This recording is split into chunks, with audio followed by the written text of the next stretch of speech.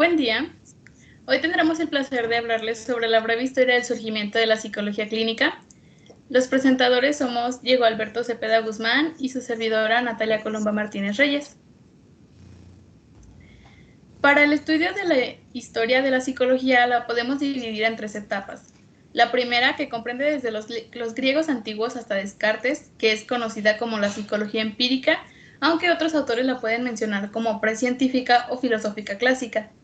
También tendremos la segunda etapa, que comprende desde Descartes hasta los finales del siglo XIX y se conoce como psicología clásica o científica o experimental científica.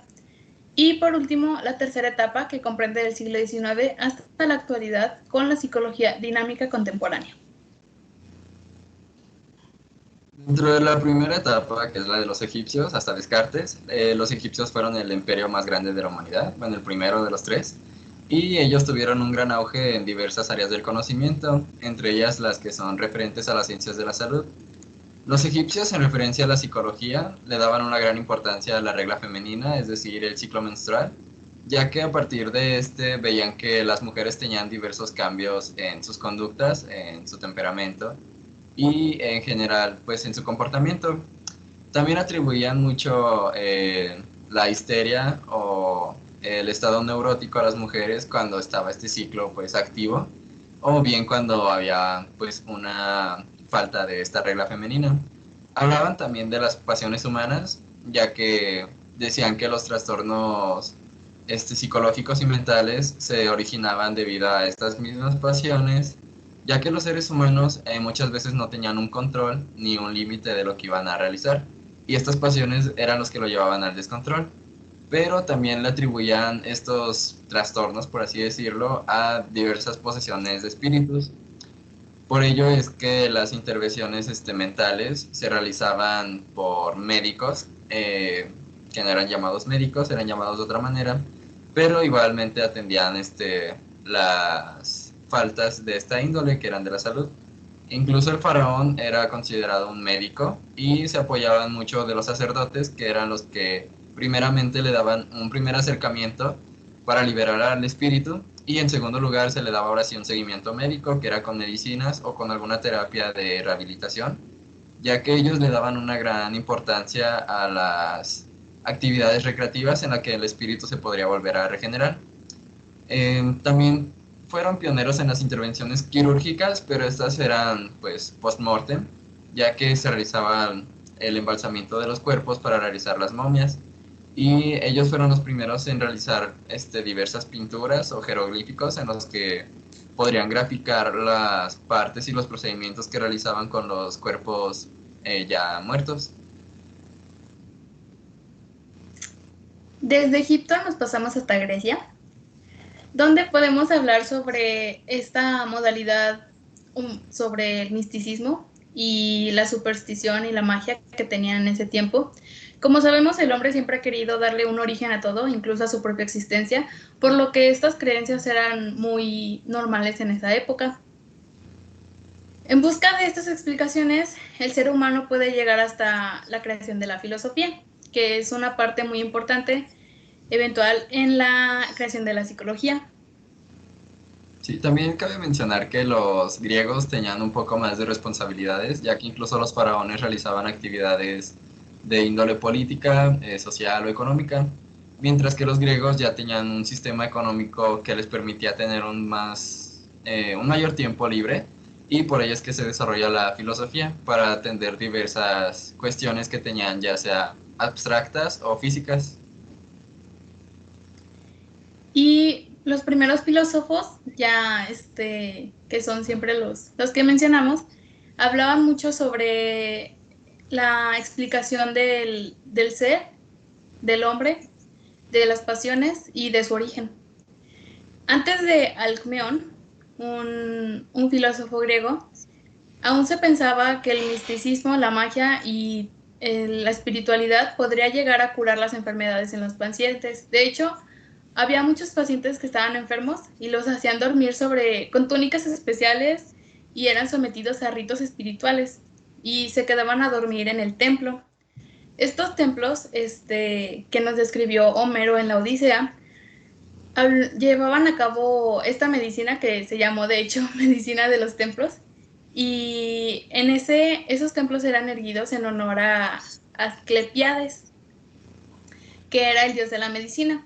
Asclepiades era el hijo de Apolo y el padre de Higía, quien Higía era diosa de la salud. Asclepiades, siguiente, siguiente diapositiva. Asclepiades era representado con un báculo, con una serpiente enroscada, que es el símbolo que actualmente todavía se usa en la medicina y en la ciencia. Alcmeón sale de la medicina de los tiempos y comienza a decir que esto está mal y se enfoca en un cambio hacia la medicina naturalista, además de intentar separar esta medicina de los ritos y de la magia.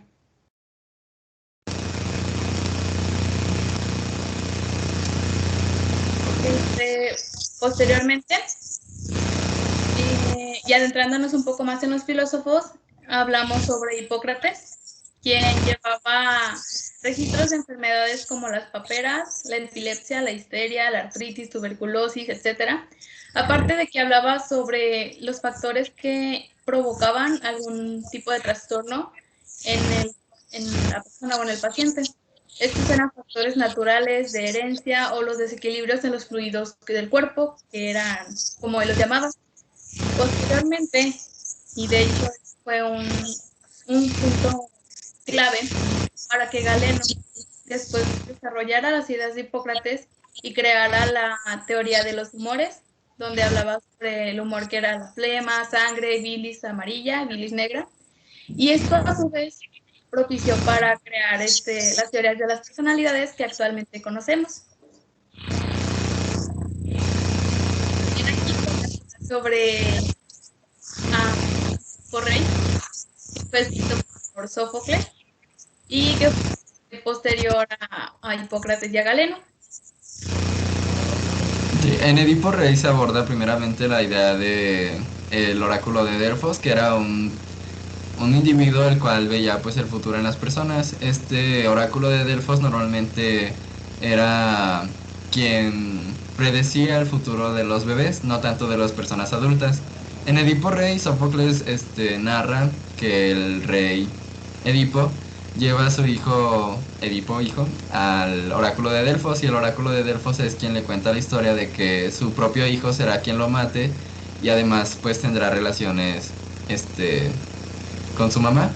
En la historia de Sófocles también se pueden ver diversos comportamientos que son realmente dirigidos o influenciados por la religión, ya que se creía que el destino pues estaba ya predestinado antes que nosotros y nosotros no podíamos hacer realmente nada para cambiarlo. Sin embargo, ya podemos ver en el futuro, ya con ideas más establecidas y fundamentos mejores, que en realidad el destino pues no es algo que ya esté escrito desde antes, sino que es algo que vamos construyendo nosotros día a día y que realmente se desarrolla, bueno, tiene su mayor auge en el desarrollo del infante, cuando este es niño, y antes incluso cuando es un embrión, y antes cuando es la idea de la concepción.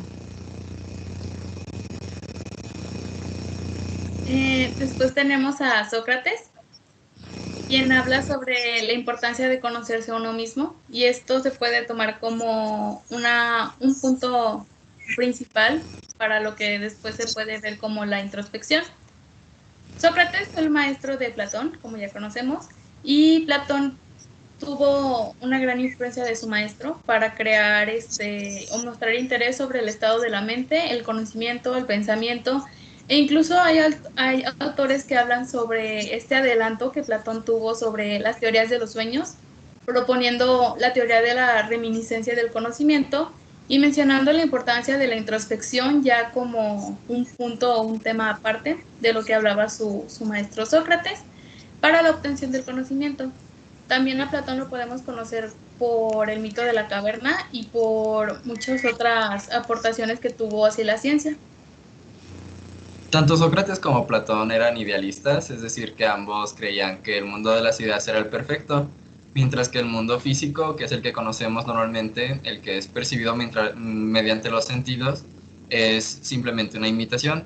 Y Platón en el libro de la República también menciona que los artistas, es decir, los poetas, músicos y pintores, escultores, eran simplemente unos charlatanes, ya que de por sí la naturaleza es una imitación y los artistas se sirven de esta imitación para realizar imitaciones, es decir, una imitación a la imitación.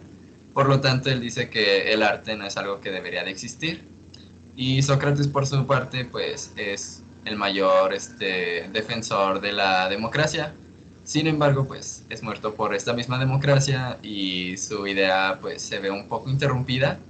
Y también nos dio como procedimiento de conocimiento la mayéutica, ya que mediante cuestiones el mismo sujeto era el que llegaba a una verdad y esto pues apoyaba también la futura acepción de Platón, donde hablaba de las reminiscencias y de que el conocimiento es algo que ya estaba establecido desde antes y que era donde en el canal del parto donde perdíamos esta memoria, estas reminiscencias, pero tiempo después con el proceso de la mayéutica era que empezábamos a recordar poco a poco lo que ya sabíamos antes. ¿Puedes regresar la diapositiva?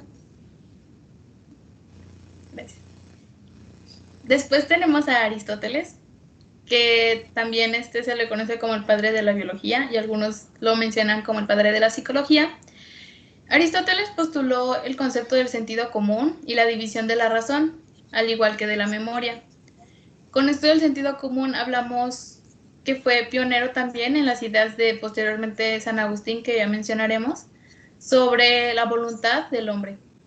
También menciona que él tiene una gran desconfianza frente a la imagen, que esto lo podemos relacionar de hecho con la imaginación. Él hablaba de que sí podemos imaginar cosas, imaginar recuerdos y recordar cosas.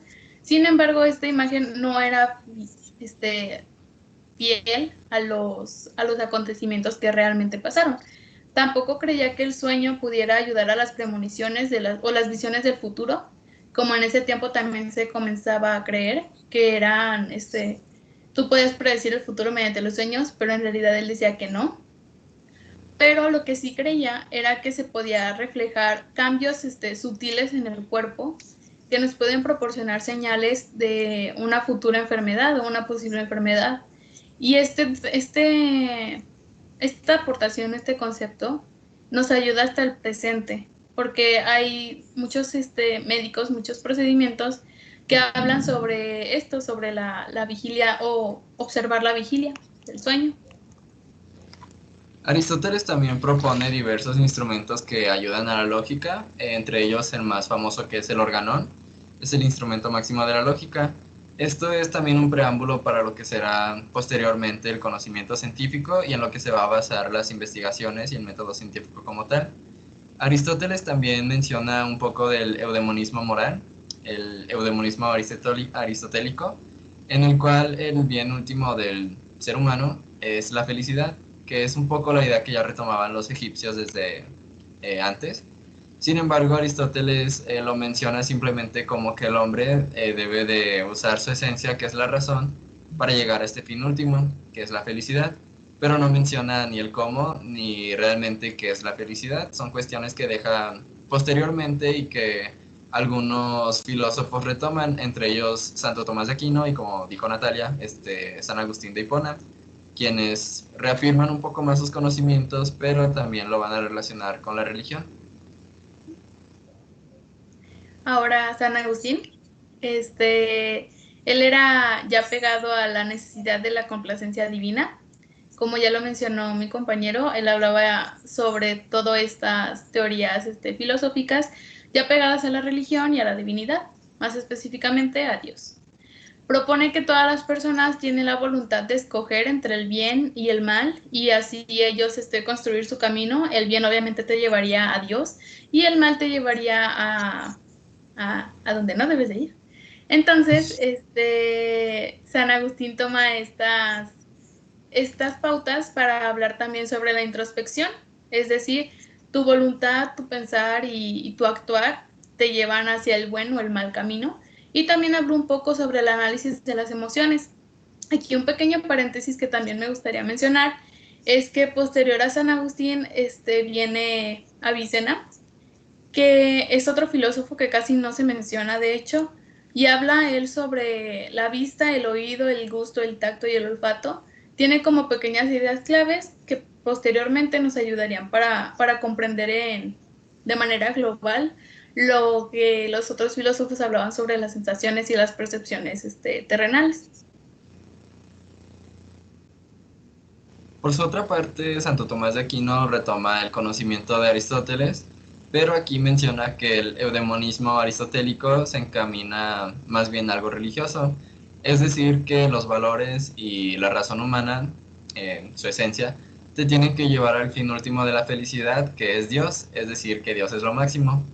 Pero esta idea pues necesitaba un fundamento más fuerte que solamente decir que Dios es lo más perfecto del universo. Por lo tanto, Santo Tomás de Aquino va a realizar su obra máxima, que es las cinco vías tomistas. A través de esta es que logra establecer una colección fidedigna entre la razón y la religión. Esto crea, pues, a su vez, las bases que van a sentar lo que realmente serían las investigaciones de diversos científicos. Esto para evitar un conflicto entre la iglesia, ya que estamos en un momento en el que es un oscurantismo en Europa. Los investigadores no tenían tanta libertad al momento de hacer sus investigaciones, puesto que la iglesia aún tenía un control social muy grande. Y pues lo que realmente eran las investigaciones no tenían un carácter formal, sino que eran simplemente indagaciones o hipótesis y teorías. No era un conocimiento que alguien dijera que era 100% real, por el mismo miedo que se le había tenido a la iglesia como institución.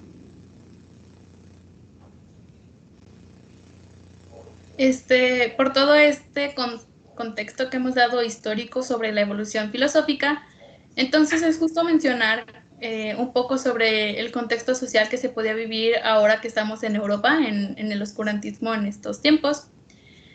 Como ya vimos, los filósofos se comenzaron a centrar en Dios, en la religión y empezar a darle poder a esta institución, por lo que podemos ver o tomar de ejemplo en este contexto social a la película y el libro, El nombre de la rosa, que se inspira en el siglo XIV en Italia y habla sobre una,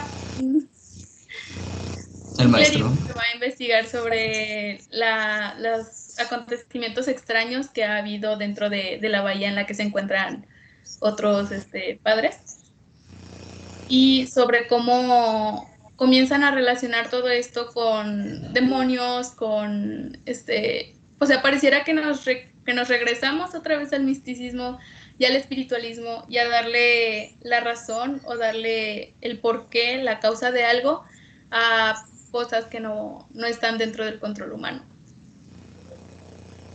Sí. Dentro de de este periodo histórico realmente, la iglesia pues tenía su respeto más que nada establecido en el miedo, que era una idea que retomaba después Maquiavelo.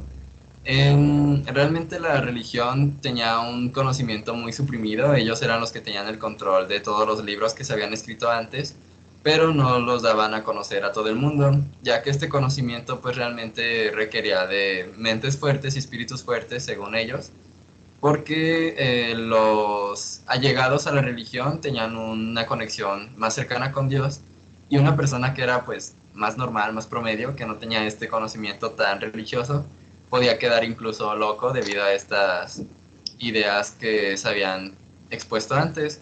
Además aquí pues es como curioso mencionar que la comedia y las risas pues no eran admitidas por la religión, ya que una vez que el hombre tuviera esta noción de la comedia, iba a perder totalmente el miedo a lo que le daba pues terror, como lo era la iglesia, y por lo tanto si existía la risa no iba a existir este poderío de la iglesia sobre la sociedad. Otro ejemplo que podemos tener sobre el efecto que tenía el contexto social sobre o más bien la iglesia, sobre las personas, lo vemos en el Trofeo de María Cel, donde Freud posteriormente lo retoma y habla sobre una neurosis demoníaca, pero en ese tiempo se tomó o sea, sobre los demonios y sobre una persona que estaba bajo los efectos de estos, entonces tenía alucinaciones, hablaba con gente, con demonios que no existían. De hecho, él relataba que tenía conversaciones sólidas y reales con alguien más, y esto empezó a causar mucho terror en las personas y ayudar en parte a que este miedo se creara y dejar de lado la razón por la que tanto habíamos peleado antes. Este libro se inspira alrededor de del año 1600. Se lleva a cabo en el siglo XVII. Y también el trofeo de María Cel es como otro preámbulo para lo que posteriormente será otra segunda separación, por así decirlo, de la iglesia y la razón, ya que el trofeo de María Cel pues es como la máxima prueba de la iglesia tratando de controlar los pensamientos y la razón del hombre, ya que como menciona Natalia, pues la razón era algo que ya tenía pues bases bien sentadas, pero la religión aún así trataba de suprimirlas, ya que si un ser humano razona, se dará cuenta de que la religión no es algo tan necesario en su vida. Y además es algo que se ve como parecido a lo que mencionaban los egipcios, ya que ellos pues decían, igual que eran los espíritus los que controlaban estos estados eufóricos o fuera de razón, y por lo tanto requerían de una intervención espiritual, es decir, de los sacerdotes y posteriormente algo médico. Sin embargo, aquí en el Trofeo de María Cel podemos ver que no recibía ninguna ayuda médica ni un tratamiento pues más científico, solamente era la intervención de los sacerdotes y pues las memorias que él mismo guardaba, el autor del libro, que es Cristóbal, eh, sí, Hensbaum, algo así. Sí.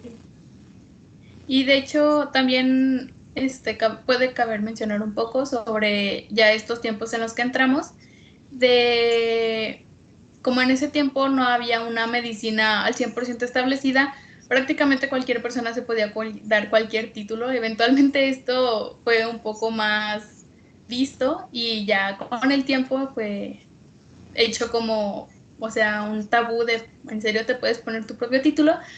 Y antes sí era muy fácil hacerlo. Tú te puedes llamar médico y no tener nada. Siguiente. Posteriormente, y hablando sobre los años 1700, especialmente 1791, podemos hablar sobre el libro de la filosofía de la locura, donde a grandes rasgos el libro habla sobre las inhumanas condiciones y despectivos tratos que recibían los enfermos mentales. Este libro trata de cambiar la cosmovisión de las personas, dándole un enfoque más humanista respecto a estos pacientes. Y también daba un poco de razón sobre las causas de la locura, la separaba entre la física, la moral, y hasta mencionaba un poco la herencia, de hecho, que es similar a lo que proponía Alcmeón, el filósofo que mencioné al principio, ya que él también decía que los trastornos y las enfermedades mentales también se debían a esto, a los fluidos, a los contextos físicos y los morales. Joseph Daquin, que es el autor del libro, también da una explicación pues más abstracta, ya que dice que estas distorsiones mentales son más difíciles de curar que las físicas, que son las que él trataba, ya que él es un médico francés.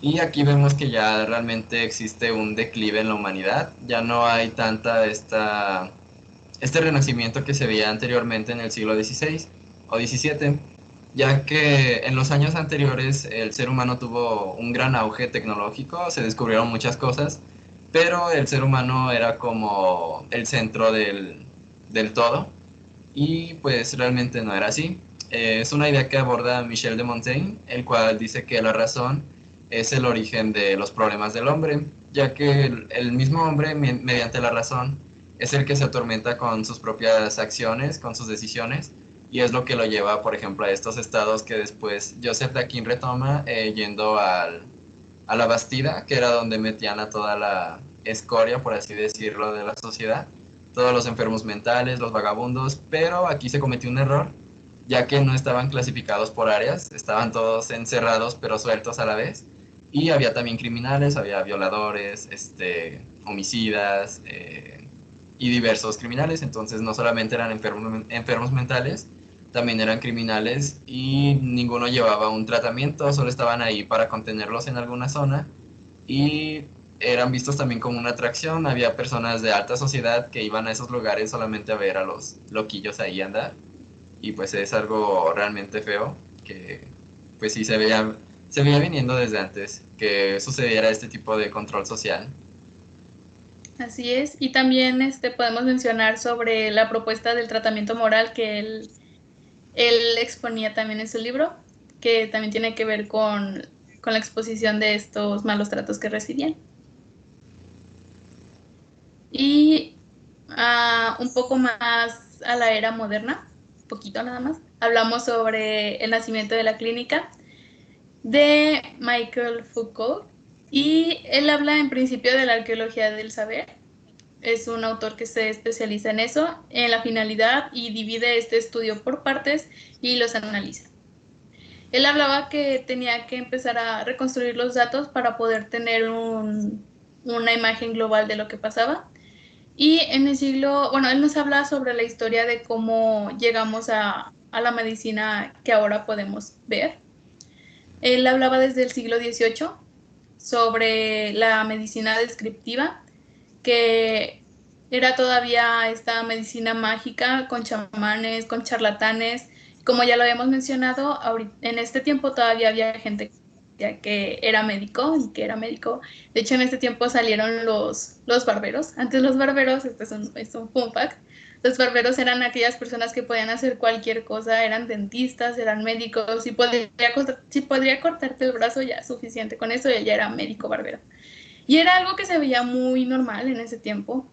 Te desangraban para curarte. Había muchas técnicas médicas y mágicas que se seguían para curar a las personas.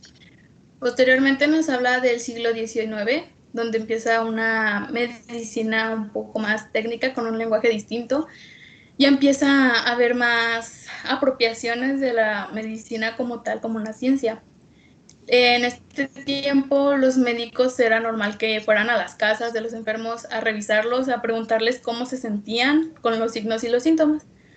Los signos pues ya son lo que el médico puede observar, y los síntomas son estas partes subjetivas de que me duele aquí, me duele allá. Y también empieza una medicina categórica que empieza a clasificar todas estos signos y estos síntomas. También habla sobre las epidemias, en donde él proponía él vio un problema muy grande que se vivió en ese tiempo con esto de la peste, ya que él mencionaba que al estar frente a una epidemia no solo veías a una persona, veías a todo el colectivo, a todas las personas que se encontraban enfermas. Y entonces ya no era tan factible que los médicos fueran a las casas, sino que ya podían empezar a poner sus consultorios. Y porque si iban a ver al enfermo, no solo tenían que ir a ver al enfermo, tenían que ir a la comuna, porque de hecho en este tiempo los encapsulaban en un lugar y ahí los dejaban, y eran como sus pequeñas colonias de gente enferma. Entonces, si tú salías de tu casa, eras casi matado. Bueno, sí te mataban. Y esto fue una de las técnicas que usaron en ese tiempo para contrarrestar la enfermedad, pero empezó a ser un problema también en el ámbito médico, ya que no podían simplemente ir a observar al paciente, lo cual empezó a abrir barreras para empezar a estudiar también la estructura social en la que el enfermo se desenvolvía. Empezaron ya a hablar sobre la idea de lo que era normal y lo patológico. Empezaron a hablar sobre lo que era un hombre sano, lo que era un hombre no sano, y otra vez empezaron a clasificar, ya que ahora tenían otro problema, que era, sí hay síntomas y sí hay signos, pero si alguien tiene algún tipo de síntoma o signo que era muy, muy común verlo en otras enfermedades, entonces ¿cómo puedes discernir de una y de otra? Es aquí donde empiezan a hacer aún más investigaciones y empiezan a ver los laboratorios experimentales. También nos habla un poco sobre cómo se crearon los hospitales y las escuelas de la medicina hablaba sobre la necesidad entre si yo tengo que ir a obtener un aprendizaje práctico o un aprendizaje sumamente teórico. El práctico era en los hospitales y el teórico era en las escuelas nada más. Entonces también esto ayuda a avanzar y a decir, bueno, hay que poner un punto medio, hay que hacer escuelas, pero también hay que hacer las prácticas para que no solo se quede ahí el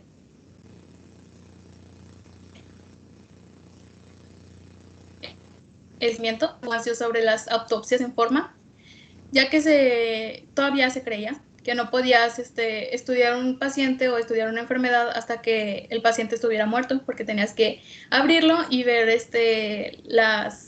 los signos que se podía presentar. Y también nos menciona un poco de ya la creación de la taxonomía, sobre esto de toda la clasificación que se derivó y las descripciones.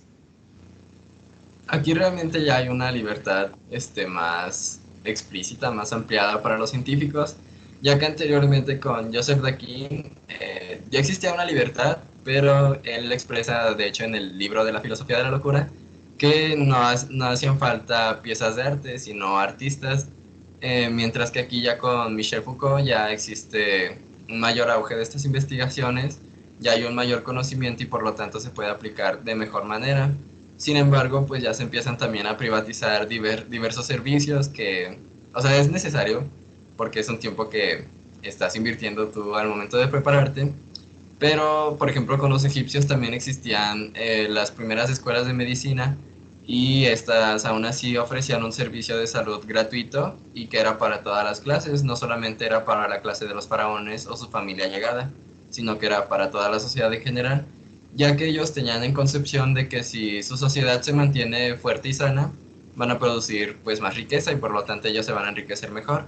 Sin embargo, aquí en el continente europeo, ya con el conocimiento científico más avanzado, se da la idea de que pues el individuo es el que se tiene que hacer cargo de sus propias acciones y esto también pues limita un poco las libertades, que es lo que también señala un poco Rousseau en la época de Joseph Daquin, ya que con su libro y tratado del contrato social explica esta acotación de la libertad debido a que pues el ser humano ya nace con cierta coacción de su libertad al pertenecer a una sociedad, ya que la sociedad te va a dar algunas opciones de elección y tú realmente solamente tienes esa libertad de un grupo limitado de opciones. Pero también Rousseau declara en su libro de El contrato social que el individuo, o sea, el niño cuando nace es una hoja en blanco y que es la sociedad la que va a escribir sobre él. Con esto pues también es un preámbulo para lo que posteriormente será las investigaciones del desarrollo psicosocial del individuo, ya no tanto de la sociedad como lo venían haciendo. Ya se centran más en el individuo y es por eso que se empiezan a privatizar diversos servicios de salud y no solo de salud, también de atención pues mental, ya que la salud mental ya se empieza a ver como algo que es necesario y que no los médicos ni los sacerdotes pueden llevar a cabo. Y también sobre lo que mencionabas al final, ya estamos hablando o dando paso un poco sobre otra etapa histórica que ya se puede ver como el humanismo. Sí. Y bueno, esto es a grandes rasgos un poco de la historia, desde los filósofos, es más, desde los egipcios, pasando por los filósofos griegos y terminando en Europa en el año en el siglo XIX. Y es a grandes rasgos todo lo que pasó. ¿Algo más? Pues nada, o sea, solamente que es como importante verlo como un proceso que no solamente es científico, sino social, ya que el ser humano pues se fue desarrollando en sus habilidades, en sus libertades, en su manera de ver a la razón como su verdadera esencia y no buscar fines más allá de la vida, ya que pues anteriormente se podría ver que buscaban un desarrollo también espiritual o metafísico, y pues a lo largo de la historia hemos visto que ya nos centramos un poco más en lo que es pues lo físico, lo que estamos viendo aquí. Y pues siento que es una parte muy importante, pues este desarrollo del individuo y también social, pero también señalar que estos avances pues solamente fueron como en Europa, en América apenas se estaba descubriendo y realmente son avances que no se han establecido bien hasta nuestros días o aún existe esta desigualdad de investigaciones. Así es, y de hecho es un buen punto el que tomaste de ahora en Latinoamérica, porque de hecho aquí en México, si no nos vamos tan lejos, hasta hace poco hablábamos, bueno, tú mencionabas sobre cómo metían a todas las personas o a todas las personas enfermas mentales en un mismo lugar. Y esto todavía se venía haciendo no hace mucho, de hecho, aquí en México. Todos eran procesados por lo mismo, por crear como disturbios sociales y no era como una división de robo o de secuestro o algo así, eran como si tú estabas mal socialmente o no funcionabas socialmente o incluso si alguien te veía sospechoso te podían simplemente meter. Y socialmente creo que sí todavía tenemos un poco bueno, no un poco, sino muchos estereotipos. Y hasta hace muy pocos años ya podemos empezar a hablar sobre la salud mental como algo más importante o algo que no se tiene que tomar tan a la ligera. Sí, es una responsabilidad pues bilateral tanto de la sociedad como de las instituciones, ya que siento que falta un muchísimo control, por ejemplo, en el suicidio. Aquí en México no existían tantos servicios que ofrecieran datos pertinentes como gráficas o realmente los números exactos de las personas que lo cometían. Y por ejemplo, en países de Asia, pues personas que no se suicidan y, por ejemplo, se mueren por una causa que es desconocida, son clasificados como un suicidio. Entonces son realmente datos que no vamos a saber nunca. Pero pues, o sea, sí es un gran adelanto científico lo que hemos llevado desde los egipcios hasta nuestra actualidad, pero socialmente nos falta muchísima responsabilidad. Y bueno, aquí podemos dar por terminado nuestro tema. Esperamos que les haya sido de su agrado y que lo hayan disfrutado, tanto como nosotros. Y les dejamos un poco de nuestras referencias porque por si quisieran informarse un poco más sobre alguno de los datos que mencionamos. Y pues gracias por su atención.